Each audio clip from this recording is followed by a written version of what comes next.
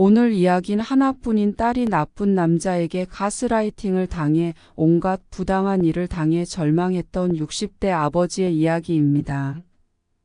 딸에게 무슨 일이 있었는지 그리고 소중한 딸을 어떻게 구해낼 수 있었는지 사연 들어보시죠. 안녕하세요. 30대 딸을 둔 60대 아버지입니다. 처음엔 딸이 남자친구를 만났다고 해서 별 걱정을 안 했습니다.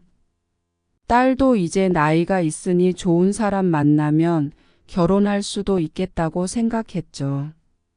딸은 서울에서 일을 하고 있었고 저는 지방에서 살고 있었기 때문에 자주 보지 못했습니다. 서울에 아는 사람 결혼식이 있어 올라갔다가 딸아이 얼굴도 보고 하룻밤 자고 가려고 딸의 집으로 향했습니다. 딸아이 집 앞에서 말도 안 되는 광경을 보고 말았습니다. 딸아이에게 젊은 남자애가 소리를 지르며 화를 내고 있었죠. 남자애는 소리를 지르고 나서도 화가 풀리지 않았는데 손을 들어 딸아이를 때리려고까지 했습니다. 그 모습을 보고 저는 참을 수가 없었죠.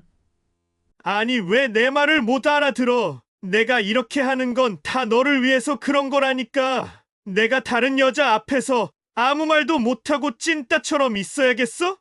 네 남자친구가 여자한테 인기 있으면 너도 인기 있는 남자를 애인으로 두게 되는 거잖아.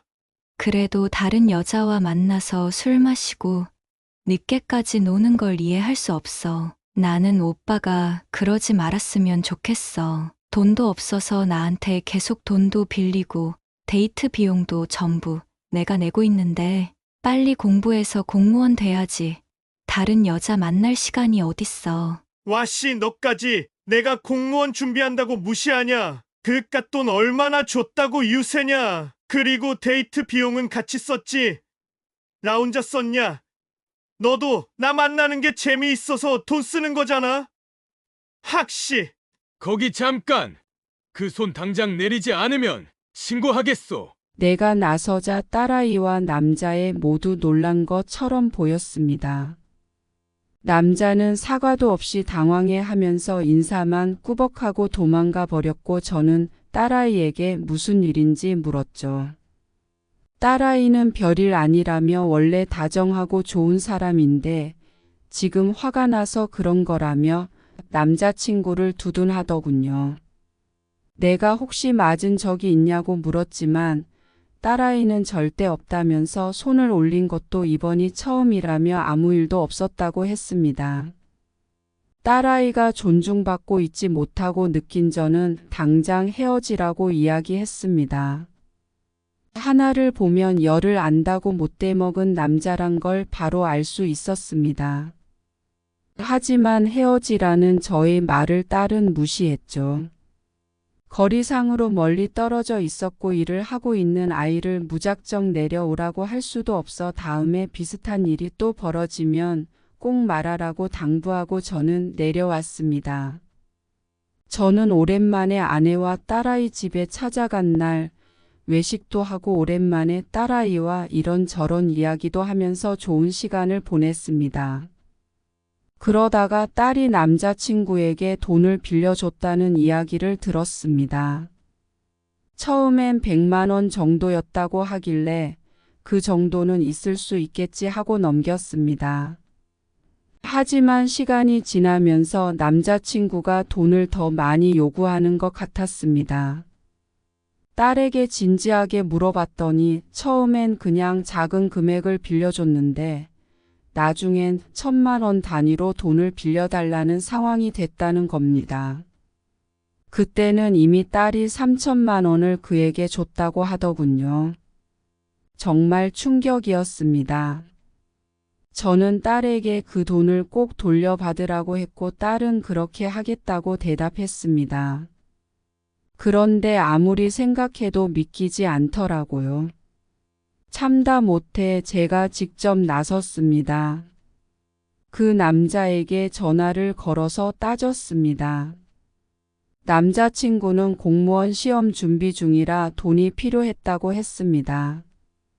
물론 힘든 건 알지만 어떻게 여자친구에게 그렇게 큰 돈을 요구할 수 있는지 이해할 수가 없었습니다.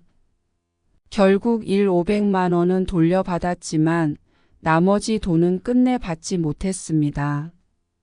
그때부터 딸에게 남자친구와 헤어지라고 계속 말했지만 딸은 저희 말을 계속 무시했습니다.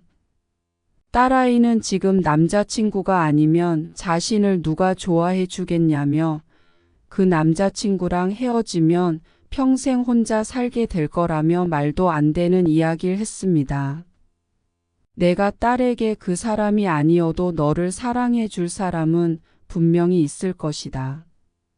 처음 만났을 때 너에게 소리 지르는 모습을 보고 저 사람을 너를 존중하고 있지 않는다는 생각을 했다며 딸아이를 설득했지만 딸아이는 계속 자신을 사랑해 줄 사람은 그 사람뿐이라는 말만 했습니다. 딸의 자신 없는 모습에 마음이 아프고 화도 났습니다. 왜 자신을 그렇게 못나게 생각하는지 이해가 안 되더군요. 내 딸아이는 서울의 사람이 들으면 알만한 대학교를 졸업하여 대기업은 아니지만 꽤 괜찮은 중견기업에 들어가 5년째 일을 하고 있습니다. 외모도 엄청나게 뛰어난 미인은 아니었지만 단아하고 순하게 생겨서 주위 사람들에게 참하다는 이야기를 많이 들었죠. 어릴 때부터 성격이 순해 문제 한번 일으키지 않고 착실하게 학업을 마치고 특유의 성실함으로 취업도 어렵지 않게 해 속 한번 썩인 적 없었는데 남자친구 문제로 이렇게 속을 썩일 줄은 몰랐습니다. 그 일이 있은 후로 딸과의 관계가 점점 소원해졌습니다. 딸이 예전처럼 자주 연락하지 않더라고요. 딸이 성인이니 제가 딸의 일에 간섭하는 게 부담스러웠겠죠. 하지만 제가 느끼기엔 그 남자가 딸에게 좋은 영향을 미치지 않는다는 생각이 들었고 계속 헤어지라는 말을 할 수밖에 없었습니다. 그런데 딸은 결국 저를 피하더군요. 멀리 떨어져 살다 보니 만나서 이야기할 시간도 부족하고 그저 답답하기만 했습니다. 그러던 중 딸이 어느 날 전화를 걸어와 결혼하겠다고 했습니다. 정말 하늘이 무너지는 기분이었습니다. 그 남자와 결혼을 한다니 그동안 제가 딸을 말려온 모든 노력이 물거품이 된 것 같았습니다. 저는 딸을 위해 정말 많은 걸 참아왔는데 이렇게 결혼까지 하겠다는 말을 들으니 속상하고 답답하기 그지없네요. 저는 부모로서 딸이 잘못된 선택을 하고 있다는 걸 어떻게든 막고 싶은데 딸은 제 말을 듣지 않습니다. 남자와 결혼을 하면 딸이 앞으로 얼마나 힘들게 살지 걱정이 됩니다. 하지만 이미 성인이 된 딸을 억지로 막을 수도 없고 멀리 떨어져 있어 더 애가 탔습니다. 딸이 정말 행복하게 살 수 있을지 아니면 제가 느끼는 불안감이 현실이 될지 두려웠습니다. 알고 보니 그 남자가 공무원 시험에 합격했다는 겁니다. 솔직히 그 소식을 듣고도 제 마음은 바뀌지 않았습니다. 공무원이든 뭐든 그동안 딸에게 했던 행동들이 잊히지 않았거든요. 그런데 딸은 이제 공무원 시험도 붙었으니 결혼하겠다고 말했습니다. 제가 반대하자 딸은 결혼을 반대하면 아버지와 연락을 끊겠다고까지 하더군요. 그 말을 듣는 순간 저는 가슴이 무너졌습니다. 딸을 잃는 게 너무 두려웠죠. 결국 저는 딸의 결혼을 허락하기로 했습니다. 상견례 자리에서 딸의 남자친구 부모님을 처음 만났는데 그 자리에서 충격을 받았습니다. 남자친구 어머니는 자신의 아들이 공무원이 되었다며 자랑을 하시더군요. 우리 아들한테 선자리가 정말 많이 들어오고 있어요. 라는 말까지 하며 은근히 자랑을 늘어놓으셨습니다. 그 말을 들으면서 속이 쓰렸습니다. 제 딸이 그 남자에게 3년 동안 물심양면으로 뒷바라지한 사실을 말했지만 그분은 아무렇지 않게 넘기더군요. 그 어머니는 앞으로 살 날이 긴데 3년은 아무것도 아니죠. 라는 식으로 말하며 딸의 노력을 폄하하는 듯한 태도를 보였습니다. 그뿐만이 아니었습니다. 예단부터 아파트 마련까지 요구하는 것이 많았습니다. 그 순간 제 마음은 복잡해졌습니다. 딸이 이런 사람들과 함께 살면서 행복할 수 있을까 하는 걱정이 끊임없이 밀려왔습니다. 시어머니 될 사람이 자신의 아들만 귀하게 생각하고 제 딸의 노력은 무시하는 모습과 예전에 딸아이에게 소리 지르던 남자의 모습이 겹쳐 보이면서 좋은 집안은 아니란 생각이 들었습니다. 상견례 자리에서 제가 본 딸의 표정이 참 힘들어 보였습니다. 그 모습에 결국 마음이 약해져서 딸이 원하는 대로 다 해주기로 결심했습니다. 그 남자친구가 이제 막 공무원이 되어 사회초년생이라 돈이 없다는 것도 알기에 제가 아파트를 마련해주고 예단도 해달라는 대로 다 해주었습니다. 마음 같아서는 반대하고 싶었지만 딸의 행복이 무엇보다 중요하니까요. 그리고 결혼을 승낙한 이상 상견례에서 싸워봤자 손해보는 건 딸아이일 거란 생각에 참고 또 참았습니다. 딸아이는 우리의 마음을 알았는지 미안해 하면서 고마워하기도 했습니다. 상견례를 마치고 집에서 딸아이와 이야기하는데 자신이 5년 동안 모아놓은 돈이 1억 정도 있다고 하더군요. 그동안 정말 알뜰하게 모았다고 생각했습니다. 저는 딸아이에게 혹시 너한테 1억이란 돈이 있는 걸 남자친구가 아는지 물었더니 아니라고 하더군요.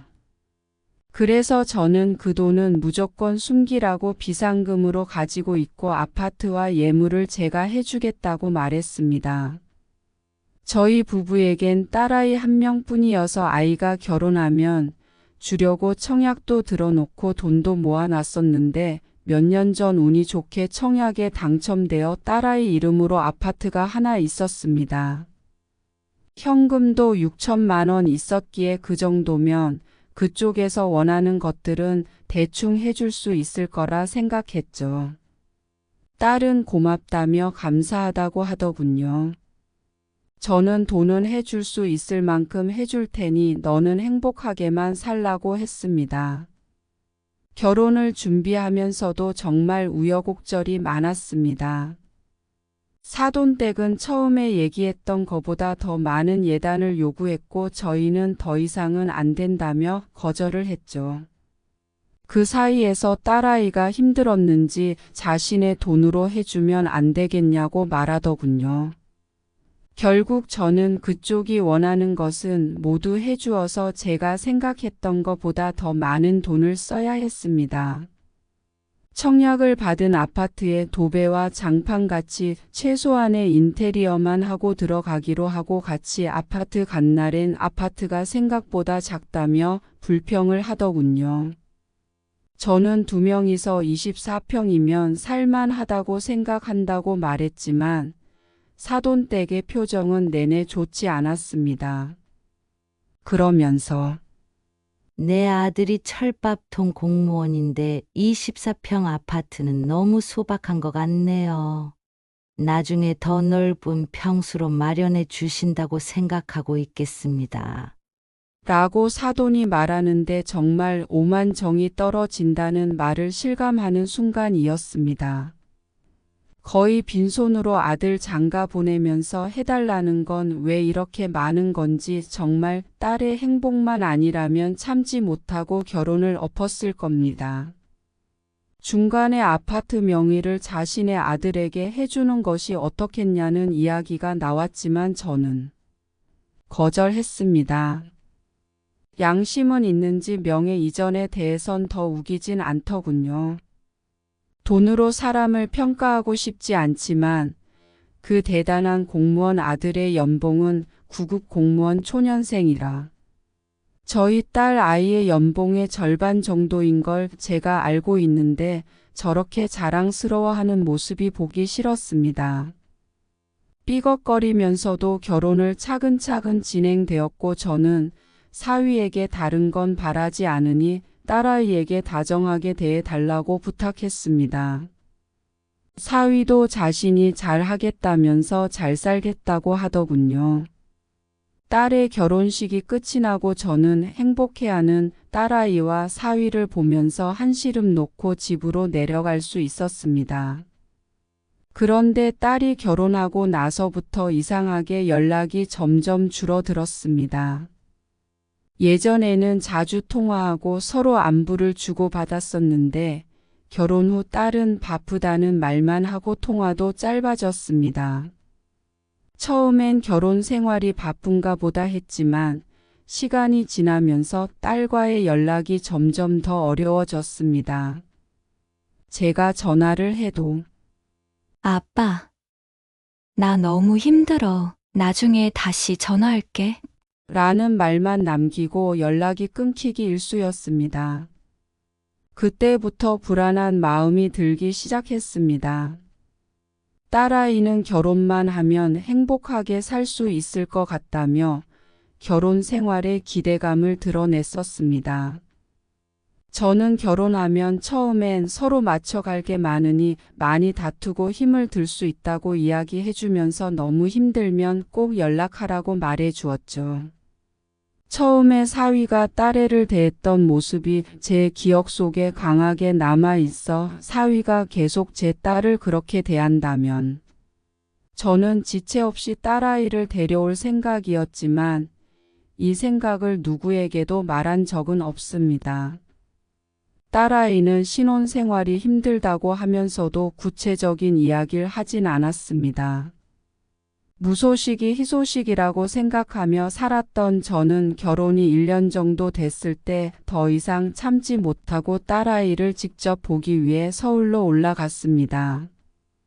결혼하고 1년 동안 딸 내외는 이런저런 핑계를 대면서 저희를 만나러 오지 않았고 바쁘니 이해하며 지나갔지만 그 기간이 1년이 넘어가자 이상하다는 생각이 들었죠.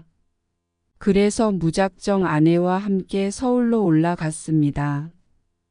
딸을 한번 만나보고 무슨 일인지 알아봐야겠다는 생각이 들었거든요. 그런데 딸아이의 사는 모습을 보고 제 마음이 산산조각 나는 기분이었습니다. 서울에 올라가 딸아이에게 전화하니 딸아이 집 근처에 있는 시댁에 있다는 이야기를 하더군요. 평일 저녁에 시댁에 있다는 말이 이상해 무례한 일이란 걸 알면서도 사돈댁으로 무작정 갔습니다. 사돈댁에 방문하자 사돈댁과 사위까지 많이 당황해 하더군요. 그때 봤던 광경은 거의 충격이었습니다. 딸은 마치 시댁의 하녀가 된 듯 보였습니다. 앞치마를 한 딸아이의 모습이 보였고 사위를 포함한 사돈댁은 식사를 하는 듯 보였는데 식탁에 딸아이의 자리는 없더군요. 싱크대 한켠에 밥이 비벼놓은 밥그릇이 보였습니다. 딸은 직장에서 퇴근한 후 바로 시댁으로 가서 저녁을 준비하고 시댁의 집안일까지 다 하고 있었습니다. 거기서 끝이 아니었습니다. 시댁에서 일을 끝내고 자기 집으로 돌아오면 남편 뒷바라지를 해야 했습니다. 딸의 하루는 그야말로 일과 살림 그리고 시댁의 일로 가득 차 있었습니다. 그러면서도 같이 식탁에 앉아 밥을 먹지 못하고 일이 많아 싱크대 한켠에서 서서 허겁지겁 밥을 먹었던 것입니다. 그 모습에 꼭지가 돌아버린 저는 사위에게 소리치면서 이렇게 대하려고 결혼했냐고 말했습니다. 이게 자네가 말하던 다정하게 대해주는 건가? 이렇게 대하려고 내 딸을 데려갔나? 내 딸이 하루 종일 일하고 와서 시댁까지 가서 밥하고 집안일 다 하고 그러면서도 앉아서 밥 한 끼 제대로 못 먹고 싱크대에서 서서 밥을 먹고 있는 것이 결혼인가? 이게 말이 되는 상황이라고 생각하나? 자, 장인어른. 저는 그저 부모님께 효도하려고 했습니다. 아내도 그걸 이해해주고 아내도 괜찮다고 이야기했고요. 우리 둘 다 바쁘다 보니 서로 힘든 건 당연하다고 생각했습니다. 바쁜 게 중요한 게 아니야. 내 아내가 내 부모님의 하녀처럼 일하고 있는 게 정상이라고 생각했냐? 효도라는 이름으로 내 딸에게 희생을 강요하지 말게. 딸은 내가 데려가겠네. 아파트는 내 딸의 것이니 집에 들어올 생각 말게. 짐은 나중에 보내주겠네. 이렇게 이야기하고 저희 부부는 딸아이를 데리고 딸의 신혼집으로 갔습니다. 딸을 마주했을 때 정말 눈물이 쏟아질 것 같았습니다. 그 아이는 저를 보며 웃어 보이려 했지만 지쳐 있는 게 너무나도 분명했습니다. 결혼 전 딸은 밝고 활기찬 아이였는데 지금은 그 모습이 온데간데 없이 사라지고 말았더군요. 딸의 얼굴이 너무나 야위었고 그동안 얼마나 힘들었는지 살이 7kg이나 빠져 있었습니다. 결혼 전엔 항상 깔끔하고 단정한 옷차림이던 딸은 삶에 지쳤는지 목 늘어난 티에 머리를 대충 묶은 상태였죠. 제가 그 모습을 보고 너무 놀라 물어보니 딸은 아빠, 그냥 다 괜찮아. 다들 이렇게 사는 거잖아. 라고 말했습니다.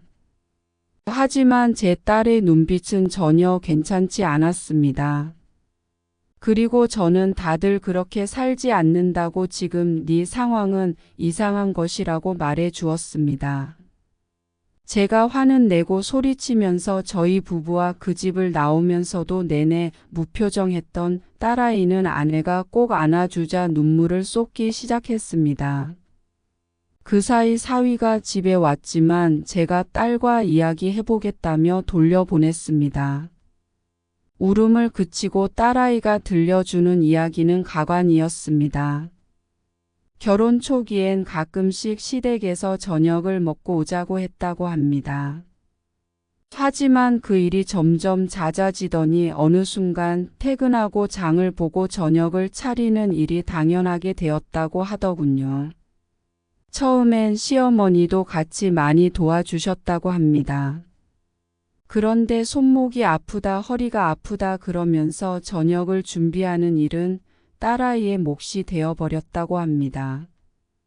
평소에도 싫은 소리를 잘하지 못하는 딸아이는 힘들어도 계속 저녁을 준비를 하였고 남편에게 일하고 저녁 준비까지 하는 건 너무 힘들다고 하니 저녁 준비를 하는 건 딸아이를 위한 일이라고 말했다고 합니다. 딸아이가 저녁 준비를 해서 시부모님이 딸아이를 좋게 보면 결국 온 가족이 화목해지고 결국 시부모님께 점수를 딸 수 있는 상황이니 딸아이를 위한 일이라는 겁니다.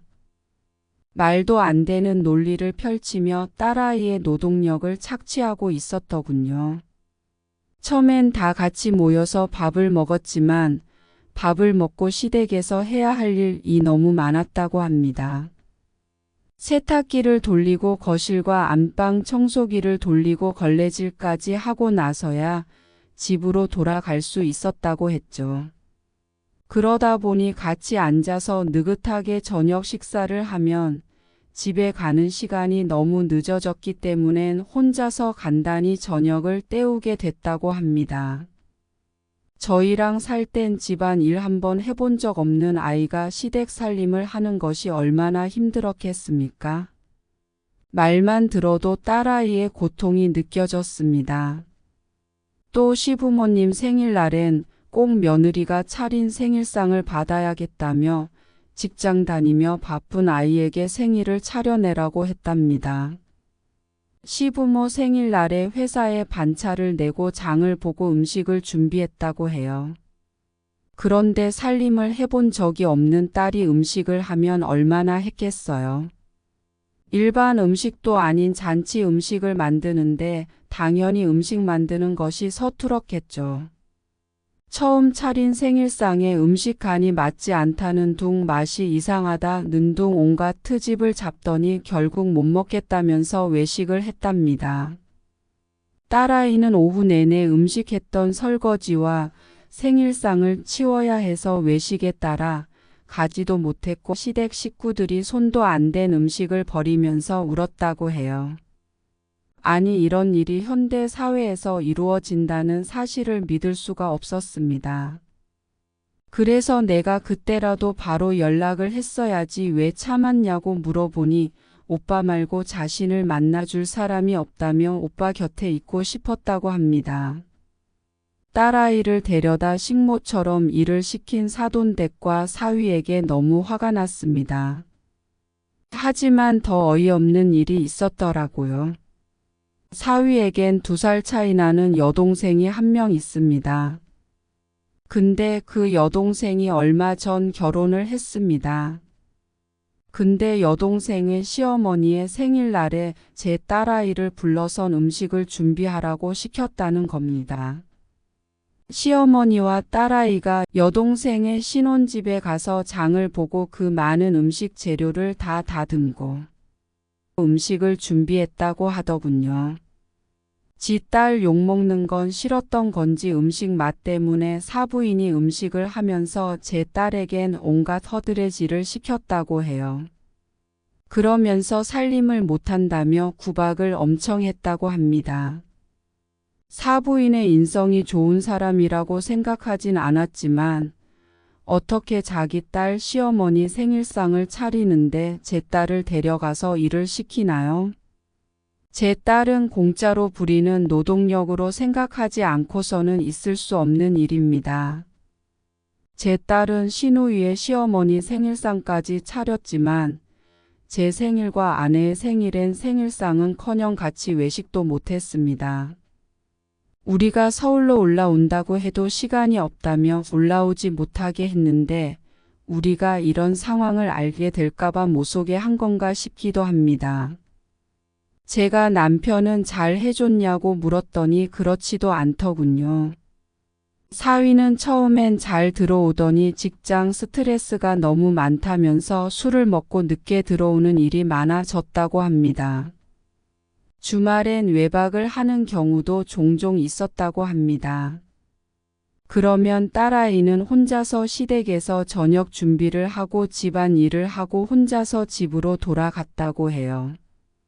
딸아이가 혼자서 시댁에 가고 싶지 않다고 이야기하면 자신이 스트레스 못 풀고 집에 와서 너한테 화풀이 하면 좋겠냐며. 자신이 술을 마시고 늦게 오는 것도 딸아이를 위한 일이라고 했답니다. 집에 늦게 오고 안 들어오는 날이 많다는 말에 저는 사위가 딴짓을 하고 다닐 수도 있다고 생각했지만 지금 힘든 딸아이에겐 말하지 않았습니다. 저는 딸아이에게 이혼을 해야 한다고 이야기했는데 처음엔 싫다고 강력히 거부하더니 자신의 이야기를 계속하면서 무언가 깨달은 것 같아 보였습니다. 자신이 당한 일이 얼마나 말이 안 되는 일인지 머리로 이해가 되어가는 모양이더군요. 그동안 사위가 딸아이에게 말도 안 되는 말로 가스라이팅을 계속했더군요. 불손한 행동이나 시댁에서 일하는 것까지 모두 딸아이를 위한 일이라고 이야기하고 딸아이의 자존감을 무너뜨려서 자신 말고는 누구도 딸아이를 좋아하는 사람을 없을 거란 이야기였죠. 딸은 이혼시키는 건 물론 위자료를 받지 않고 그냥 넘어갈 수 없었기 때문에 우선 자료를 모으기로 했습니다. 딸아이에게 증거를 모으는 동안 남편과 같이 지낼 수 있을 것 같냐고 물으니 딸아이는 눈빛이 변해 할 수 있다고 하더군요. 저는 일을 하고 있었기 때문에 아내에게 근처 호텔에 묵게 하고 딸아이와 계속 만나게 했습니다. 사위가 딸아이를 또 가스라이팅 할 수도 있기 때문에 아내는 딸아이와 같이 출근하고 퇴근했고 제가 시댁에서 일하는 건 더 이상 못하게 했습니다. 사위는 집에 들어오라고 하니 저희 부부가 용서했다고 생각했는지 웃으면 들어오더군요. 내가 화가 많이 났지만 딸아이를 봐서 이번엔 그냥 넘어가겠네. 그러니 1년간 딸아이가 시댁에서 했던 일을 전부 적고 다신 이런 일을 시키지 않겠다는 각서를 쓰게 아버님, 그건 저희 부부의 일이니 각서까지 쓰긴 어려워요. 그러면 이번에 청약으로 받은 아파트가 있는데 그건 자네 명의로 해줄 생각이었는데 없던 일로 해야긴 해. 내 딸에게 노동을 시키는 사람과 계속 살라고 하긴 어려울 것 같네. 아이고, 아버님 그렇게까지 해주신다면 저도 당연히 양보를 해야죠. 각서도 쓰고 당연히 아내에게 시댁에 가지 말라고 하겠습니다. 그런데 어디에 있는 아파트인가요? 평수는 넓은가요? 자세한 건 자네가 약속을 지키면 말해주겠네. 네, 걱정하지 마세요. 사위는 아파트를 준다고 하니 좋아서 그간 어떤 일이 있었는지 자세히 쓰더군요.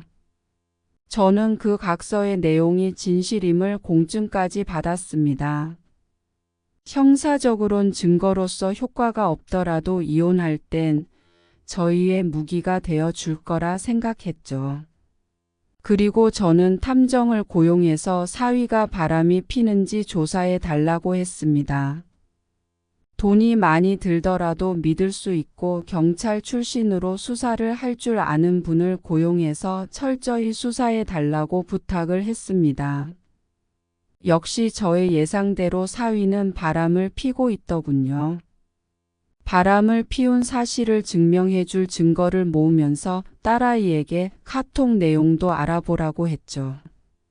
딸아이는 집안의 컴퓨터에서 미처 지우지 못한 내연녀와의 대화를 발견하고 전부 증거로 모아두었습니다.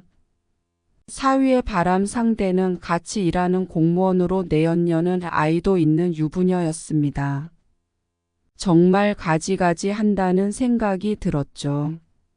남편이 바람까지 피고 있다는 사실을 알게 된 딸아이는 남편에게 완전히 정이 떨어졌다고 하더군요.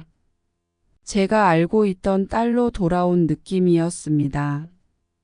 이혼을 해도 딸아이가 사위와 가까이서 살게 되는데 딸이 혼자 있는 것이 불안해서 딸에게 회사를 그만두는 것을 제안했습니다. 딸아이는 고민을 많이 하더니 마침 회사에 지방에 지사가 생겨서 내려갈 사람을 찾고 있다고 하더군요. 그래서 딸아이는 사위 몰래 지방에 발령을 신청했습니다. 지방이 저희가 사는 곳과 많이 멀지 않아서 딸아이가 내려온다면 저희도 안심이 될 것 같았습니다. 이제 사위와 딸아이가 이혼할 준비가 끝이 났습니다. 변호사와 상담도 했는데 소송을 해도 이혼이 가능할 것 같다며 위자료도 받을 수 있을 거라고 이야기하더군요. 다행히 딸은 결혼 전 가지고 있던 1억을 빼앗기지 않고 가지고 있었습니다. 딸 아이가 말하길 시댁일이 너무 힘들어서 1억으로 뭘 해야겠다는 생각도 못했다고 합니다. 딸아이 말에 더 독하게 마음을 다잡을 수 있었죠. 2개월 길다면 길고 짧다면 짧은 시간 동안 정말 많은 걸 준비했습니다. 저는 사위에게 아파트와 관련해서 할 말이 있으니 사돈댁과 같이 만나자고 했습니다. 사위는 신이 나선 사돈댁과 같이 약속된 식당으로 나오더군요. 그곳에서 저희는 긴 말 없이 바람의 증거와 그동안 시켰던 부당한 노동 그리고 저희 부부를 못 만나게 했던 일들까지 전부 보여줬습니다. 그리고 가스라이팅 했다는 이야기까지 전부 이야기하면서 위자료를 내놓고 이혼을 하면 조용히 헤어지겠다고 했습니다. 사위와 사돈댁은 어이없는 듯 이게 말도 안 된다며 소리를 치고 난리더군요. 저는 증거가 있으니 위자료 주고 이혼하지 않으면 소송까지 불사하겠다고 했습니다. 가스라이팅이 사회적으로 범죄로 인정되는 분위기이기 때문에 형사 고소도 가능하다고 이야기했죠.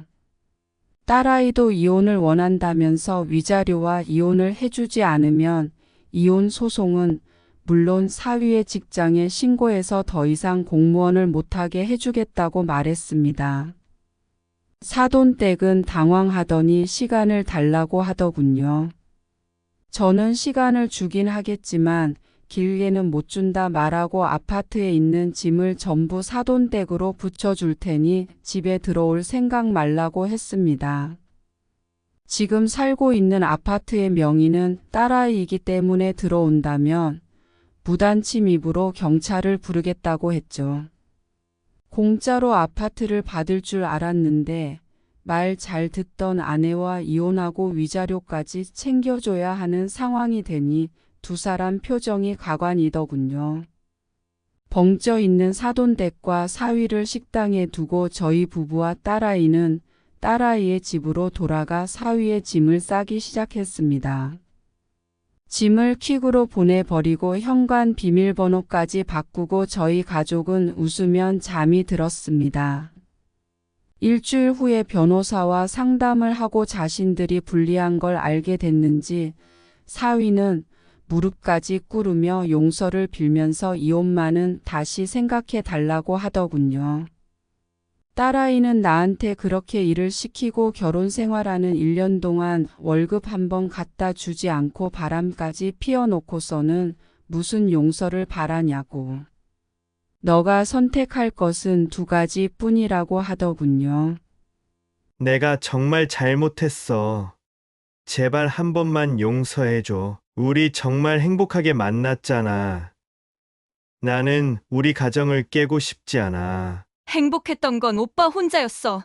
나는 행복하지 않았어. 결혼 생활 1년 동안 월급 한 번 준 적 없고 나를 가스라이팅하고 바람까지 피우고서 무릎 꿇는다고 용서가 될 것 같아. 오빠가 할 선택은 위자료를 주고 조용히 이혼하던지 이혼 소송에서 위자료는 주고 시끄럽게 이혼해서 직장까지 잃게 되던지 두 가지 중 하나야. 진짜 너무하다. 나한테 어떻게 이럴 수 있어. 결국 사위는 이혼 소송해봤자 자신에게 유리할 것이 없다고 생각했는지 얌전히 위자료를 주고 이혼을 했습니다. 이혼이 확정되기 전까지 딸아이를 설득하려고 얼마나 끈질기게 찾아오던지 제 아내가 옆에서 계속 있지 않았으면 딸아이가 고생을 좀 했을 것 같단 생각이 들었습니다. 그래서 이혼 합의서에 이혼 후엔 다시 연락하지 않고 연락하면 위자료를 준다는 것까지 넣었습니다. 이혼이 확정되는 날 저희 가족은 눈물까지 흘리면서 기뻐했고 축배를 들었습니다. 이혼이 진행되는 동안 딸아이의 지방 발령이 확정되어서 딸아이는 지방으로 내려가기 전에 조금 길게 휴가를 냈고 혼자서 생각 정리를 하고 싶다면 여행을 가고 싶다고 하더군요. 저희는 불안했지만 여태까지 보여줬던 딸의 행동을 믿고 하루에 3번 전화하는 걸로 합의를 보고 여행을 보내줬습니다. 저희 걱정과 다르게 딸아이는 홀가분한 마음으로 혼자서 여행을 즐기고 생각 정리도 잘하고 왔습니다. 딸애는 지금 회사를 잘 다니고 있고 저희 집과 차로 30분 거리에서 거주하면서 자주 만나고 있습니다. 3년의 연애와 1년의 결혼 생활로 상처를 많이 받은 딸아이는 심리 상담을 받으면서 자신의 받았던 상처를 치료하고 있고 자신을 더 사랑하게 됐다고 이야기하고 있습니다. 전 사위안이 나쁜 놈에 대해 잊고 살았는데 우연히 그놈의 이야기를 전해 듣게 되었죠. 인과응보라고 했던가요? 이혼 후에도 유부녀와 계속 불륜을 저지르더니 내연녀 쪽 남편이 그 일을 알게 돼서 한바탕 난리가 났다더군요. 불륜 사실이 직장에 알려져 품위유지 위반으로 공무원도 못하게 되고 상간남 소송을 당해서 위자료도 몇천만 원 줬다고 합니다. 이제 저희 가족과는 아예 상관없는 사람이지만 나쁜 일을 하면 결국 벌을 받는다는 이야기가 생각하더군요.